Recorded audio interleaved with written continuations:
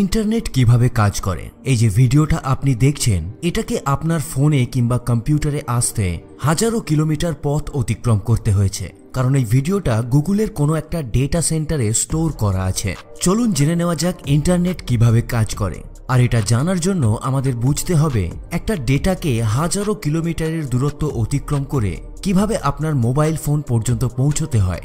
একটা data centre যেটা আপনার কাছ থেকে হাজারো কিলোমিটার দূরে আছে, তার মধ্যেই এই ভিডিওটাও স্টোর করা আছে। কিন্তু কিভাবে এই ভিডিওটা আপনার ফোন পর্যন্ত পৌঁছলো? সবথেকে সহজভাবে যদি এই ভিডিওটাকে আপনার ফোন পর্যন্ত পৌঁছে দিতে হয়, তাহলে স্যাটেলাইটকে ব্যবহার করা যেতে পারে। ডেটা সেন্টারে রাখা কোনো একটা অ্যান্টেনার সাহায্যে একটা সিগন্যাল স্যাটেলাইট পর্যন্ত পাঠানো যেতে পারে এবং তারপর স্যাটেলাইট থেকে ওই সিগন্যালটা আপনার কাছে থাকা কোনো একটা টাওয়ার পর্যন্ত পৌঁছতে পারে এবং সেই টাওয়ার থেকে আপনার ফোন পর্যন্ত। আর এটাই হলো সবথেকে সহজ উপায়। কিন্তু সহজ হলেও এই পদ্ধতিটা অতটা রিলায়েবল নয়। চলুন জেনে নেওয়া যাক কেন। স্যাটেলাইটটা যদি পৃথিবীর নিরক্ষরেখার 22,000 মাইল উপরে থাকে, তবে ওই ডেটা ট্রান্সমিশনটাকে সাকসেসফুল হতে গেলে ডেটাটাকে 44,000 মাইল পথ অতিক্রম করতে হবে, কারণ ডেটাটাকে স্যাটেলাইট পর্যন্ত যেতে হবে, আবার ফেরত আসতে হবে। আর যদি ডেটাটাকে এত দূরত্ব অতিক্রম করতে হয়, তাহলে সেন্ড এবং রিসিভের ক্ষেত্রে অনেক ডিলে হবে। আরও স্পেসিফিকলি বলতে গেলে লেটেন্সি অনেক বেশি হবে, যেটা আমাদের দ্বারা বর্তমানে ব্যবহৃত অ্যাপ্লিকেশনগুলোকে ঠিক করে চালাতে পারবে না।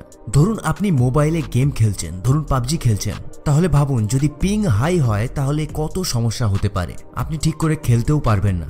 তাহলে আমরা এইটুকু বুঝতে পারলাম যে এই ভিডিওটা আপনার ফোনেতে কোনো স্যাটেলাইটের থ্রু দিয়ে আসেনি। আপনার মনে হতে পারে যে আপনি তো ওয়্যারলেস ডিভাইস ব্যবহার করছেন, একটা মোবাইল ফোন যার সঙ্গে কোনো তার কানেক্টেড নেই। তাহলে কিভাবে স্যাটেলাইট ছাড়া অন্য কোনোভাবে আপনার ফোনেতে এই ডেটাটা মানে এই ভিডিওটা এসছে?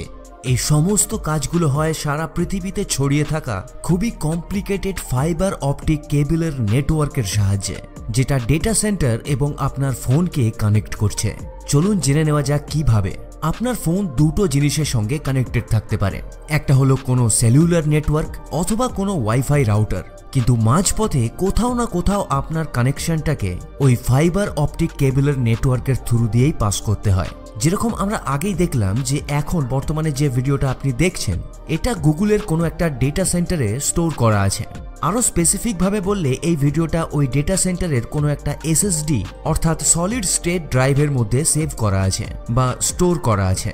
আর এটাই হলো কোনো একটা সার্ভারের ইন্টারনাল মেমোরি। আর সার্ভার অন্য কিছু নয়, এটা একটা খুব বড় এবং পাওয়ারফুল কম্পিউটার, যার কাজ হচ্ছে আপনাকে এই ভিডিওটাকে প্রোভাইড করা। তাছাড়া অন্যান্য কন্টেন্ট যেগুলো ওই সার্ভারের মধ্যে স্টোর করা আছে, এই সার্ভার আপনাকে সেই সব কিছুই প্রোভাইড করবে যেটা আপনি রিকোয়েস্ট করবেন, এবং অবভিয়াসলি ওই ডেটাটাকে ওই সার্ভারে স্টোর থাকতে হবে। এবার সমস্যা হলো যে কিভাবে এত কমপ্লেক্স ফাইবার অপটিক কেবলের নেটওয়ার্কের সাহায্যে এই ভিডিওটাকে স্পেসিফিকলি আপনার ফোনেতেই পাঠানো হবে। চলুন দেখে নেওয়া যাক এটা কি করে হয়। এর আগে অন্য কিছু বোঝার আগে একটা কনসেপ্ট ক্লিয়ার থাকতে হবে, যেটা হলো আইপি অ্যাড্রেস। প্রত্যেকটা ডিভাইস যেটা ইন্টারনেটের সঙ্গে কানেক্টেড আছে, সেটা ফোন হতে পারে, ল্যাপটপ হতে পারে বা অন্য কোনো ডিভাইস হতে পারে, তাদের প্রত্যেকের একটা আইপি অ্যাড্রেস থাকে। এমনকি সার্ভারেরও একটা আইপি অ্যাড্রেস থাকে। এটাকে আপনি আপনার বাড়ির পোস্টাল অ্যাড্রেসের সঙ্গে কম্পেয়ার করতে পারেন।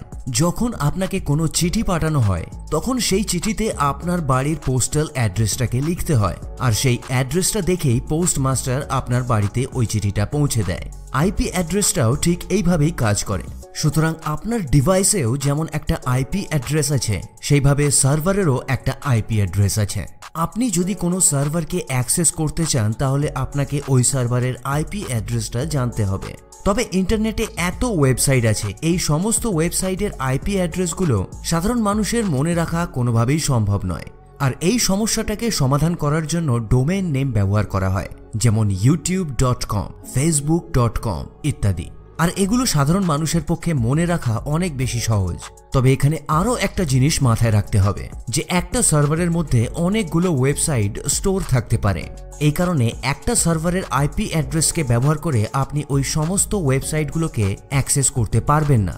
এই জন্য হোস্ট হেডারকে ব্যবহার করতে হয় ইউনিকভাবে কোনো ওয়েবসাইটকে অ্যাক্সেস করতে গেলে। কিন্তু বড় বড় ওয়েবসাইট যেমন youtube.com, facebook.com এরা সম্পূর্ণ একটা বড় ডেটা সেন্টারকেই তাদের সার্ভার হিসেবে ব্যবহার করে, কারণ তাদের অনেক ইনফরমেশন, অনেক ডেটা স্টোর রাখতে হয়। আর আমাদের কোনো ওয়েবসাইটকে অ্যাক্সেস করতে গেলে ডোমেন নেমের সাহায্যে অ্যাক্সেস করতে হয়, আইপি অ্যাড্রেস দিয়ে নয়। কিন্তু আমরা যখন কোনো ডোমেন নেম এন্টার করি, মানে ধরুন যদি আমি youtube.com এন্টার করি, তাহলে ইন্টারনেট কিভাবে বুঝতে পারে যে কোন আইপি অ্যাড্রেসে যেতে হবে? এর জন্য একটা অ্যাডিশনাল সার্ভার থাকে, যেটা হলো ডিএনএস সার্ভার, অর্থাৎ ডোমেন নেম সিস্টেম সার্ভার। এখানে সমস্ত ইনফরমেশন থাকে যে কোন ডোমেন নেমের রিকোয়েস্টের জন্য কোন আইপি অ্যাড্রেসে আপনাকে নিয়ে যেতে হবে। পুরোনো দিনে যেমন ফোন বুককে ব্যবহার করা হতো, আগেকার দিনে যদি আপনি কোনো ব্যক্তির নাম জানতেন অথচ ফোন নাম্বার না জানতেন, তাহলে আপনি সেই ব্যক্তির ফোন নাম্বারকে ফোন বুকেতে পেয়ে যেতে পারতেন। ডিএনএস সার্ভারও ইন্টারনেটের ক্ষেত্রে ঠিক এই কাজটাই করে। এখানেই বলা থাকে যে কোন ওয়েব অ্যাড্রেসের জন্য কোন আইপিতে যেতে হবে। আর এই ডিএনএস সার্ভারকে সাধারণত ইন্টারনেট সার্ভিস প্রোভাইডাররা মেনটেন করে থাকে। চলুন একবার আবার প্রথম থেকে সিম্পল ভাবে দেখা যাক। আপনি একটা ওয়েবসাইটের অ্যাড্রেস টাইপ করে এন্টার করলেন, এরপর আপনার ব্রাউজার ডিএনএস সার্ভারে একটা রিকোয়েস্ট পাঠাবে এটা জানার জন্য যে আপনি যে ওয়েবসাইটটা এন্টার করেছেন তার অ্যাকচুয়াল আইপি অ্যাড্রেসটা কি। তারপর আপনার ব্রাউজার যখন আইপি অ্যাড্রেসটা পেয়ে যায়, তখন ব্রাউজার থেকে সরাসরি একটা রিকোয়েস্ট ওই ডেটা সেন্টারে চলে যায়, স্পেসিফিকলি বলতে গেলে ওই ওয়েবসাইটের সার্ভারে।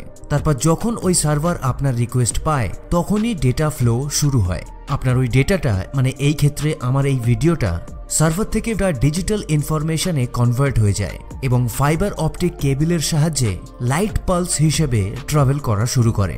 এই লাইট পালসগুলোকে কখনো কখনো হাজারো কিলোমিটার দূরত্ব অতিক্রম করতে হয়, কখনো কোনো পাহাড়ি এলাকার উপর দিয়ে, আবার কখনো সমুদ্রের তলা দিয়ে, মানে যেখান দিয়ে ওই ফাইবার কেবলটা এসছে। পৃথিবীতে হাতে গোনা কয়েকটা কোম্পানি আছে যারা এই ফাইবার কেবলের নেটওয়ার্ককে ইনস্টল করে এবং মেনটেন করে, এমনকি সমুদ্রের তলাতেও। আর এই ফাইবার অপটিক কেবলই আমাদের সারা পৃথিবীর ইন্টারনেটের ব্যাকবোন। এই কেবলগুলো বিভিন্ন জায়গায় কানেক্ট হয়ে হয়ে সোজাসুজি আপনার বাড়ি পর্যন্ত পৌঁছায়, যেখানে তাদের কোনো রাউটারের সাথে কানেক্ট করা হয়।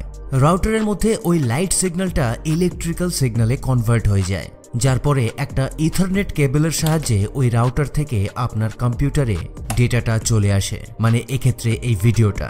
কিন্তু যদি আপনি সেলুলার ডাটার সাহায্যে এই ভিডিওটাকে দেখেন, তাহলে সেটা ওই ফাইবার অপটিক কেবলের সাহায্যে কিভাবে এসছে? আসলে আপনার ফোন যে টাওয়ার থেকে এই সিগন্যালটা পাচ্ছে, তার সাথেও কোনো একটা ফাইবার অপটিক কেবল কানেক্ট করা আছে, যেখান থেকে লাইট সিগন্যালটা ইলেকট্রোম্যাগনেটিক ওয়েভে কনভার্ট হয়ে আপনার মোবাইল ফোন পর্যন্ত পৌঁছাচ্ছে।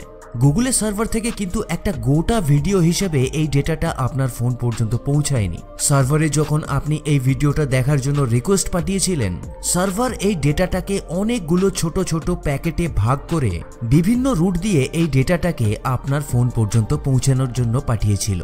আর প্রত্যেকটা প্যাকেটের মধ্যে কোথায় ওই ডেটাটাকে পৌঁছতে হবে তার ইনফরমেশন ছিল, এবং তার সাথে এটাও বলা ছিল যে ওই ছোট ছোট প্যাকেটগুলোকে রিঅ্যাসেম্বল করে এই ভিডিওটা কিভাবে বানাতে হবে। এটা করা হয় প্রত্যেকটা রুটের এফিসিয়েন্সিকে বাড়ানোর জন্য এবং ইন্টারনেটের স্পিডকে ফাস্ট করার জন্য। আমরা আমাদের ফোনেতে এইচডি কোয়ালিটি, এমনকি 4K কোয়ালিটির ভিডিও কত ইজিলি ওয়ান ক্লিকের সাহায্যেই দেখতে পাই, কিন্তু এর পেছনে যে টেকনোলজি কাজ করে সেটা সত্যিই খুব কমপ্লেক্স।